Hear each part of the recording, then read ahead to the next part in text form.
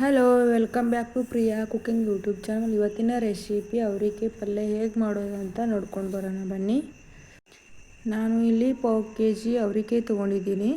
ಅವರೆಕಾಯಿ ತೊಳಿಬೇಕು. ಚೆನ್ನಾಗಿ ತೊಳೆದ ನಂತರ ಅದನ್ನು ಬಿಡಿಸಬೇಕು. ಎರಡು ಸೈಡ್ ಕಟ್ ಮಾಡಿಕೊಂಡು, ದಪ್ಪ ಕಾಳು ಇದ್ರೂ ಯೂಸ್ ಮಾಡ್ಕೋಬೋದು, ಏನೂ ಆಗೋದಿಲ್ಲ, ಚೆನ್ನಾಗಿ ಟೇಸ್ಟಿ ಇರುತ್ತೆ. ಓಪನ್ ಮಾಡಿ ಕಟ್ ಮಾಡ್ಕೋಬೇಕು, ಏಕೆಂದರೆ ಒಳಗಡೆ ಹುಳಗಳು ಇರುತ್ತೆ ಒಂದೊಂದರೊಳಗೆ. ನೀಟಾಗಿ ಬಿಡಿಸಿ ಎಲ್ಲ ಕಟ್ ಮಾಡ್ಕೋಬೇಕು. ಕಾಳುಗಳು ಸಪ್ರೇಟ್ ಮಾಡಿ ಇಡಬೇಕು. ಮಾಡಿದ ತಕ್ಷಣ ಅದನ್ನು ಸ್ವಲ್ಪ ನೀರು ಹಾಕಿ ಕುದಿಯಲು ಬಿಡಬೇಕು, ಒಂದು 5 minutes. ಇವಾಗ ಚೆನ್ನಾಗಿ ಕುದಿಸಿದರೆ ಲಾಸ್ಟಲ್ಲಿ ಕುದಿಯೋ ಅವಶ್ಯಕತೆ ಇರುವುದಿಲ್ಲ. ಅದು ಈ ಥರ ಬೆಂದಿರಬೇಕು ನೋಡಿ. ಇವಾಗ ಪ್ರೆಸ್ ಮಾಡಿದರೆ ಹೆಂಗಾಗುತ್ತೆ. ಇವಾಗ ಒಗ್ಗರಣೆ ಹಾಕೋಣ.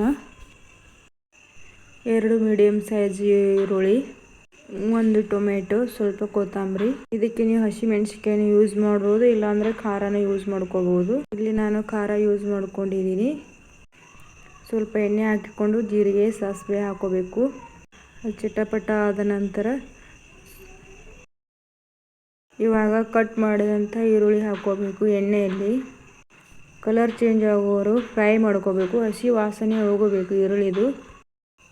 1-3 minutesಲ್ಲೇ ಆಗುತ್ತೆ, ಕಲರ್ ಚೇಂಜ್ ಆಗುತ್ತೆ ನೋಡಿ. ಇವಾಗ ಕಲರ್ ಚೇಂಜ್ ಆಗ್ತಾ ಬರ್ತಾ ಇದೆ.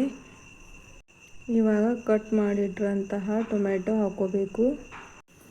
ಟೊಮೆಟೊನೂ ಅಷ್ಟೇ ಸ್ವಲ್ಪ ಮೆತ್ತಗಾಗೋವರೆಗೂ ಎಣ್ಣೆಯಲ್ಲಿ ಫ್ರೈ ಮಾಡ್ಕೋಬೇಕು. ಬೇಗ ಫ್ರೈ ಆಗಬೇಕು ಅಂದರೆ ಸ್ವಲ್ಪ ಉಪ್ಪು ಹಾಕೋಬೇಕು. ಉಪ್ಪು ಹಾಕಿ ನೀಟಾಗಿ ಫ್ರೈ ಮಾಡ್ಕೋಬೇಕು. ಚೆನ್ನಾಗಿ ಫ್ರೈ ಆದ ತಕ್ಷಣ ಕುದಿಸಿ ಇಟ್ಟಿರುವಂತಹ ಅವರೆಕಾಯಿ ಕಾಳು 2 ಹಾಕೋಬೇಕು. ಹಾಕಿಕೊಂಡು ನೀಟಾಗಿ ಕೈ ಆಡಿಸ್ಬೇಕು.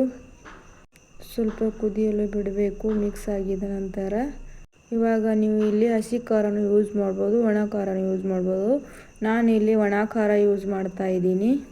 ಬೇಕಾಗುವಷ್ಟು ಖಾರ ಯೂಸ್ ಮಾಡ್ಕೋತಾ ಇದ್ದೀನಿ.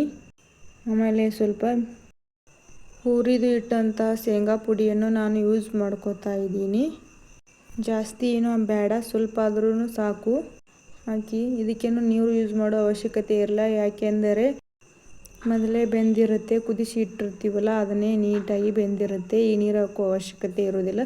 ಸ್ವಲ್ಪ ಕೊತ್ತಂಬರಿ ಸೊಪ್ಪು ಹಾಕಿ ಮುಚ್ಚಿಡಬೇಕು. ಆಮೇಲೆ ಪಲ್ಯ ರೆಡಿಯಾಗಿರುತ್ತೆ.